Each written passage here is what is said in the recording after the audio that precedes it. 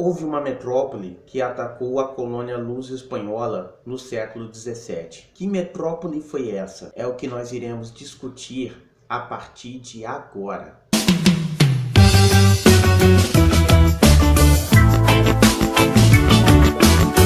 Fala galera, tudo bem com vocês? É um prazer imenso estar aqui. O meu nome é Misael e eu sou professor de História. Hoje eu vim trazer mais uma aula de História do Brasil, tanto para quem quer se preparar para o Enem, quanto para quem quer se preparar para a vida. Mas se você ainda não se inscreveu no nosso canal e não ativou o sininho para saber as notificações, não perca tempo, faça isso. Vocês não sabem o quanto vão estar me ajudando e quanto vão estar se ajudando também, porque uma vez que vocês se inscrevem no canal e ativam o sininho, vocês ficam sabendo quando a gente lança vídeo novo. Se puder e quiser, me siga também no Instagram. O link para o perfil se encontra na descrição do vídeo. Dentro desse link do Instagram, desse perfil, a gente acaba falando sobre o andamento do curso e outras novidades, outras coisas sobre minha vida pessoal, enfim. Vocês ficam sabendo tudo lá no link do Instagram. Além disso, vale lembrar, galera, que esse canal ele é sustentado graças à campanha de financiamento coletivo que é feito no site do Apoia-se. Seja o nosso apoiador, seja a nossa apoiadora, contribuindo com uma quantia mínima de R$5 ou mais. Lembrando que com essa contribuição ou mais, você vai ter o seu nome lembrado aqui nos vídeos. A gente vai falando a cada vídeo o nome de cada um e de cada uma, beleza? Seja o nosso apoiador, seja a nossa apoiadora, pra gente ficar só por conta aí da gravação dos vídeos, tá bom? Então vamos lá, galera. Hoje nós vamos falar sobre história do Brasil. Na aula anterior, a gente falou sobre o que aconteceu na região sul no início do século XVII. A presença dos jesuítas espanhóis, a guerra que teve entre os bandeirantes paulistas e os indígenas na região sul. E enquanto tudo isso estava acontecendo no sul, no nordeste você estava tendo um caso interessante, que era o quê? Que era a invasão de uma metrópole a uma região da colônia luso-espanhola. Que metrópole era essa? Acertou quem disse? Holanda. Isso mesmo, galera. Foi a metrópole holandesa que atacou a região nordeste do Brasil. Quando isso aconteceu, em 1624, Matias de Albuquerque se tornou um novo governador geral. Nessa época, ele que era o governador geral da colônia. E aí de 1624 a 1627, você começou a ter pequenos territórios da colônia ocupados pelos holandeses. Então, aos poucos, estava se moldando o processo da invasão holandesa aqui. Em maio de 1624, segundo o historiador Alfredo Bolos Júnior, os holandeses chegaram em Salvador com sua armada, prenderam o governador português Diogo de Mendonça Furtado e em seu lugar colocaram o governador holandês Van Dorff pela Companhia Neerlandesa das Índias Ocidentais. Então você teria o representante da Companhia Holandesa no lugar do governador de Salvador para poder controlar ali aquela cidade.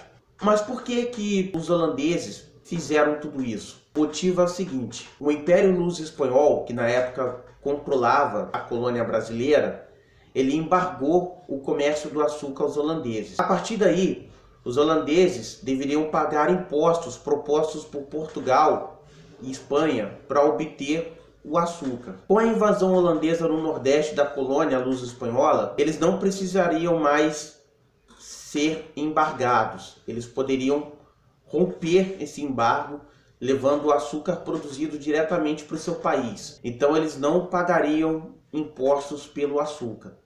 Eles teriam contato direto com o açúcar que era produzido na colônia luso-portuguesa. É importante que vocês fiquem ligados e ligadas que isso foi tema de Enem.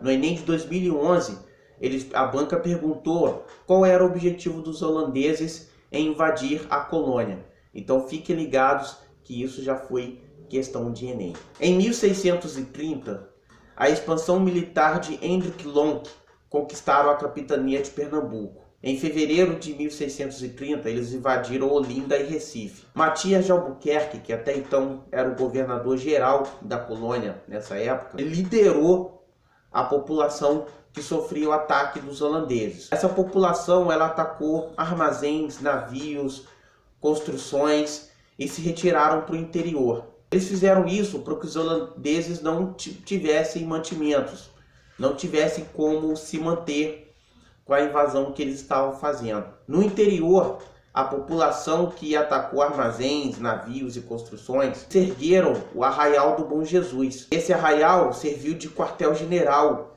da onde partiriam os ataques contra os holandeses que estavam invadindo a região Nordeste. Mas havia também, segundo Bolos, uma outra tática de resistência aos holandeses. Era a tática da Guerra das Emboscadas. No que consistia essa tática da Guerra das Emboscadas?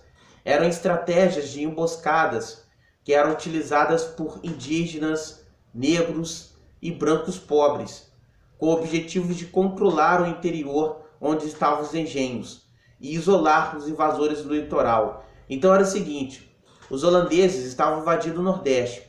Então o que esses indígenas, negros e homens pobres pensaram? Cara, nós temos que armar emboscadas, criar armadilhas para impedir que esses holandeses ocupem o nosso território, porque aqui está todo o engenho que a gente protege, está todo o nosso mantimento, a gente não pode entregar os nossos mantimentos para os holandeses, então a gente precisa impedir que esses holandeses cheguem no local. Porém, nem todo o pessoal daquela região estava preocupado em se proteger dos holandeses. Segundo o próprio Bolos, havia um conhecedor da região que auxiliava os holandeses na região. Ele indicava o caminho para os holandeses para poder adentrar a região, para poder dominar a região. Quem era esse traidor, vamos dizer assim? Era Domingos Fernandes Calabar. Ele traiu a galera que armavam as emboscadas.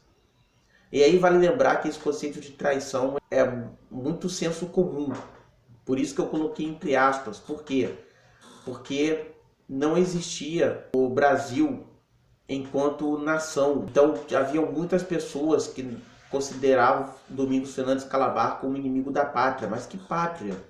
Pátria que não existia. Pessoas naquela época não tinham aquela identidade enquanto brasileiro, enquanto nordestino. Então era natural que pessoas que não se sentissem representados por uma identidade que nem sequer existia, auxiliassem os invasores. Em 1630 até 1654, você teve a criação de um estado chamado Nova Holanda. Esse território foi ocupado pela Holanda ao leste da capitania de Pernambuco e abrangeu 7 das 19 capitanias que existiam no Brasil na época. As suas principais cidades eram Recife, João Pessoa e Natal. Agora, o que vai acontecer a partir daí? É o que nós vamos saber na próxima aula. Bom, gente, agradeço aí pela atenção de todas e de todas. Devemos lembrar que esse canal